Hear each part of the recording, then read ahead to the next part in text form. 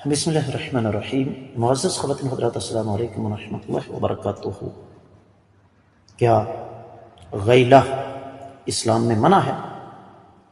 یہ ہے ہمارے آج کے حدیث کے سبق کا موضوع۔ مشکات المصابیح کتاب النکاح، باب ہے میاں بیوی کے باہمی تعلقات کے حوالے سے 3209 حدیث کتاب میں ہے، جبکہ دوسری طرف 14ویں باب میں الفاظ سماعت فرمائیے گا۔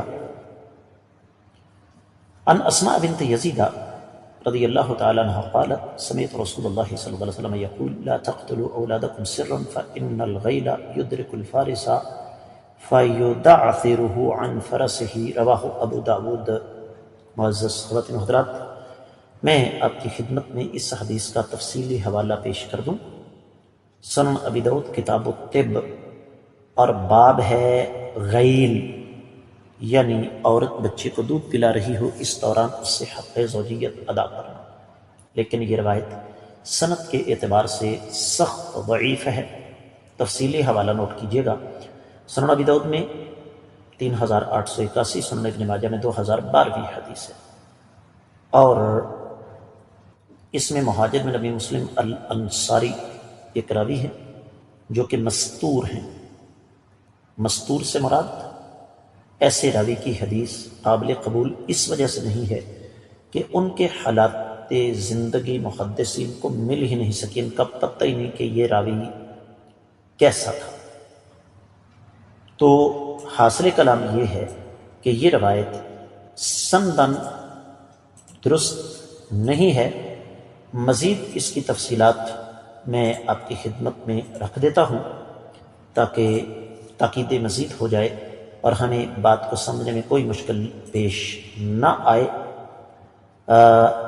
اس روایت کو معزز خواتین و حضرات، شیخ ابن باز رحمۃ اللہ علیہ نے تحفۃ الکریمہ میں ضعیف قرار دیا، شیخ البانی اس کو ضعیف قرار دیتے ہیں، اور وجہ اس کی مہاجر بن ابو مسلم الشامی، یہ سیدہ اسماء بنت یزید کا غلام تھا، اس پر جرح ہے۔ اور معزز خواتین حضرات، جہاں تک اس بات کا تعلق ہے کہ شیخ شعیب الارناؤت نے اس کو حسن قرار دیا، تو شیخ شعیب الارناؤت اس کو ضعیف بھی قرار دے رہے ہیں۔ تو حاصل کلام یہ ہے کہ یہ روایت سند کے اعتبار سے صحیح نہیں ہے۔ ترجمہ میں کر رہا ہوں۔ سیدہ اسماء بنت یزید رضی اللہ تعالیٰ عنہا بیان فرماتی ہیں کہ میں نے آقا علیہ السلام سے سنا، آپ نے فرمایا تم اپنے بچوں کو پوشیدہ طریقے سے قتل نہ کرو، اس لیے کہ بچے کو دودھ پلانے کے دوران اس کی والدہ سے ہم بستر ہونا بچے کے جوان ہونے پر اس کو گودے سے گرا دیتا ہے۔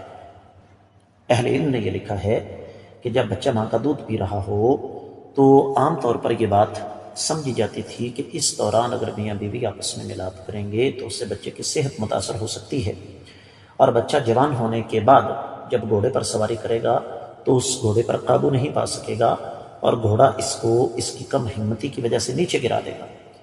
تو جب روایت ہی صحیح سند کے ساتھ ثابت نہیں ہے، اور پھر اس سلسلے میں حدیث ایک گزر چکی ہے، اللہ کے رسول صلی اللہ علیہ وسلم نے فرما دیا کہ روم اور فارس کے لوگ، ان کی صحت متاثر نہیں ہوتی، تو تمہاری کیسے ہو سکتی ہے؟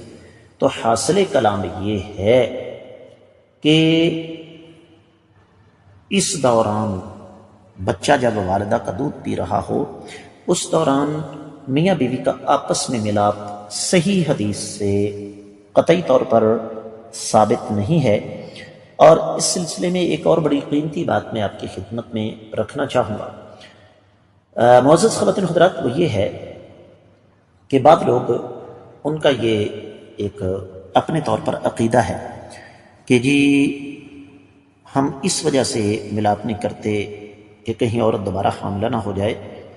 اللہ تعالیٰ کے کاموں کا تو علم نہیں، رب کائنات کے فیصلے ہوتے ہیں، لیکن حقیقت کچھ اور ہے، اور وہ یہ ہے کہ اللہ تعالیٰ نے ایک قدرتی سلسلہ رکھا ہوا ہے، اور وہ سلسلہ کیا ہے؟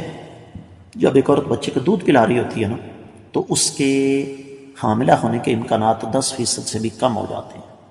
حاصل کلام یہ ہے کہ رضاعت کے دوران زوجین کا ملاپ کوئی منع نہیں۔ میں امید کرتا ہوں کہ آپ کو یہ حدیث سمجھ آ گئی ہوگی۔ ان الفاظ کے ساتھ ہی آج کے سبق سے اجازت دیجیے۔ السلام علیکم ورحمۃ اللہ وبرکاتہ۔